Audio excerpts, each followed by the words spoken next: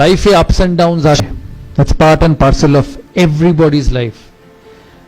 ভারতের প্রধানমন্ত্রীও ইলেকশন হারে, ক্লাসের লাস্ট বয়ও ফেল করে, সচিন তেন্ডুলকরও 100 করে, সচিন তেন্ডুলকর 10টা ম্যাচে ফেলও করে। সচিন তেন্ডুলকর ভারতের হয়ে 700 ইনিংস খেলেছে, 700 সেঞ্চুরি করেছে 100টা, তার মানে বাকি 600টা ম্যাচে তো সে 100 করেনি।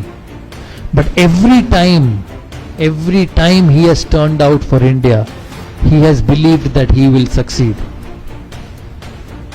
এর মূল কারণ হচ্ছে যে everybody will fail, but you have to come out of failures. You know, there will be an exam in school, there will be a pre-semester exam in school where your results will not be good. Maybe you have not studied enough, but that doesn't mean যে পরের সেমিস্টারে তোমার যে results হবে that will not be good. It will exactly depend on what you do from that semester to the next semester. So don't put your head, your shoulder, your belief down with failures, because failures will come. There is nobody in the world who is not failed. Virat Kohli ke dekho, last 3 months hasn't got a run against Australia, hasn't got a run in the IPL. Shobai IPL dekho to? He is one of the best batsmen in the world, but he hasn't scored runs. কিন্তু এর কোনো মানে নেই যে পরের সিরিজেও run করবে না।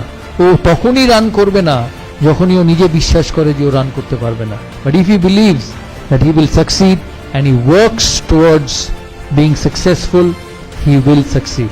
আমি অনিল কুম্বলের একটা ঘটনা বলি বিফোর তোমাদের কাছ থেকে প্রশ্ন নেবার আগে। 2003 সালে ভারত অস্ট্রেলিয়া যায়। 2003 সালে ভারত অস্ট্রেলিয়া যায়, সেখানে অস্ট্রেলিয়ায় 2টো স্পিনার নিয়ে যেতে চেয়েছিল ভারতীয় সিলেক্টররা। আমি যখন ক্যাপ্টেন, আমাকে বলা হয় যে হরভজন সিং যাবে আর মুরলী কার্তিক যাবে। আমি ওই সময় জানতাম যে অনিল কুম্বলে যদি ওই ট্যুরে না যায়, অনিল কুম্বলের ক্যারিয়ার হয়তো শেষ হয়ে যাবে। And also I quietly believed that he was probably the best spinner in my team, but the best spinner is having an off time.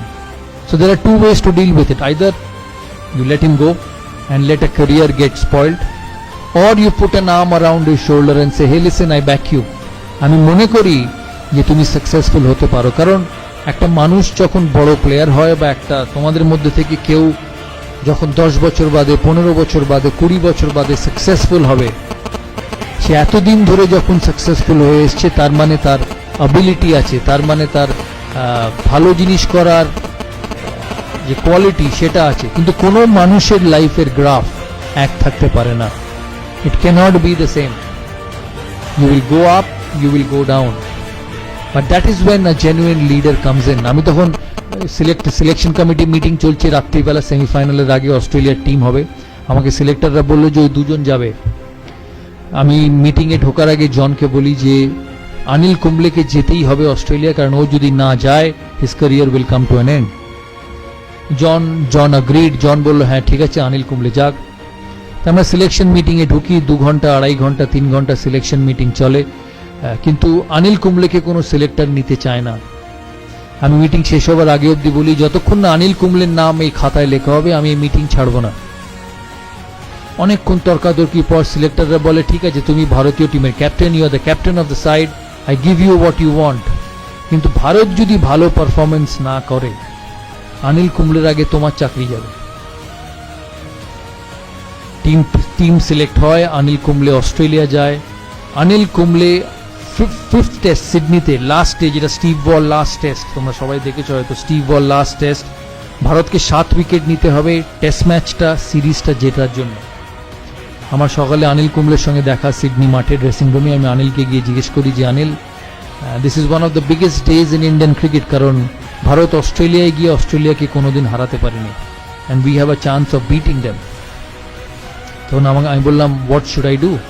90 over সারাদিনের খেলা, আমাকে 7টা উইকেট নিতে হবে, এরপরে সিরিজ শেষ, how do I go about? আমাকে একটা কথা বললো যে তুমি you worry about the 45 overs from the other end, and I will look after the 45 overs from this end, because he is such a champion. Anil Kumble, আমরা ওই সিরিজে এত ভালো খেলি, আমার এখনো মনে আছে অস্ট্রেলিয়াতে যখন 5th টেস্টের পরে সিডনি, এরা মিডিয়া রুম এত বড় ছিল, আমি মিডিয়া রুমে ঢুকি, মিডিয়া কনফারেন্সে আমি হঠাৎ ঢুকে দেখি শুধু হাততালি। আমি অবাক হয়ে যাই ফার্স্টে যে কেন এত হাততালি দিচ্ছে, কি কারণ?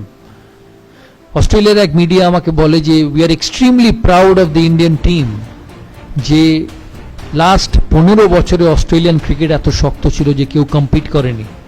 You are one of the only side who not only competed but you beat us at home. আর এটা পসিবল ছিল because of Anil Kumble. He finished as the highest wicket taker of the season, and ওই বছর Anil Kumble 75টা wicket পেয়েছিল, যেটা ও কেরিয়ারে কোনোদিন পায়নি। এই কথার মানে হচ্ছে যে even a champion, even the best will go down, even the best will have tough times, but if you want to be a leader, if you want to be someone who actually turns around people, you have to put an arm around him and say, hey listen, I support you. আমি বিশ্বাস করি যে তুমি আমার টিমকে এগিয়ে নিয়ে যেতে পারবে, and it works like magic. তাই এই কথাগুলো বললাম, তোমরা মাথায় রেখো। তোমাদের কি প্রশ্ন আছে আমাকে জিজ্ঞেস করো, লজ্জা পাবে না, কারণ আমি তো বারবার সেরকম কথা বলতে পারবো না। তাই this is one time opportunity for all of you. জানি অনেকক্ষণ বলে ফেললাম, প্রায় 50 মিনিট হয়ে গেল। তোমরা বলো, তোমরা কি জানতে চাও? বাট বিফোর আই ফিনিশ আমি একটা কথা বলতে চাই যে আমি এর আগে কোনোদিন কোনো ইনস্টিটিউটের অ্যাম্বাসেডর হইনি। This is the first time. আমি প্রায় 100টা ব্র্যান্ড এন্ডোর্স করেছি, কোক থেকে, এই কোক, পেপসি, যা বলবে সব। দাদার ছবি হয়তো তোমরা সারা কলকাতার কোনো না কোনো হোর্ডিং এ দেখেছো। But one of the main reason of me being a part of this institute is to see your career grow.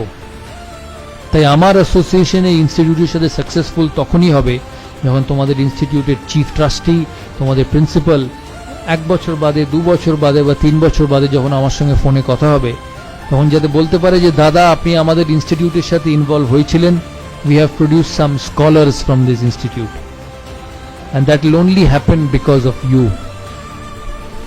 খেলাধুলোয় কোচ, পড়াশোনায় teacher can teach you, can tell you what to do, but what you become, what you do is up to you. দেখবে বাড়িতে মা যখন রেগে যায় প্রায় বলে যে আমি তো ঘোড়াকে জল অবধি নিয়ে যেতে পারি, আমি তো জল খাওয়াতে পারবো না। So it's the same thing. টিচাররা পড়াবে, কোচ তোমাকে বলবে কি ঠিক করতে হবে, কিন্তু ভালো কি খারাপ, brilliance will only be obtained by you. তাই এখানে তোমরা হচ্ছ দ্য মোস্ট ইম্পর্ট্যান্ট। আমি তোমাদের চিফ ট্রাস্টিকে আমি রিকোয়েস্ট করেছি যে আমি অ্যাটাচড হয়েছি এখানে।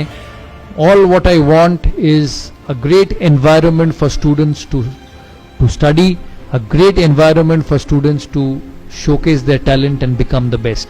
কিন্তু এই এনভায়রনমেন্টটা ধরে রাখার যেমন ওনাদেরও কর্তব্য, তোমাদেরও কর্তব্য। কারণ মনে রাখবে এই ইনস্টিটিউটটা ইজ ফর ইউ। এই ইনস্টিটিউট থেকে তোমাদের চিফ ট্রাস্টি বা মালিক ডিগ্রি নিয়ে বেরোবে না, ডিগ্রি নিয়ে বেরোবে তোমরা। So this institute, this facility is for you to make the most of it and become one of the most successful people one day. Thank you.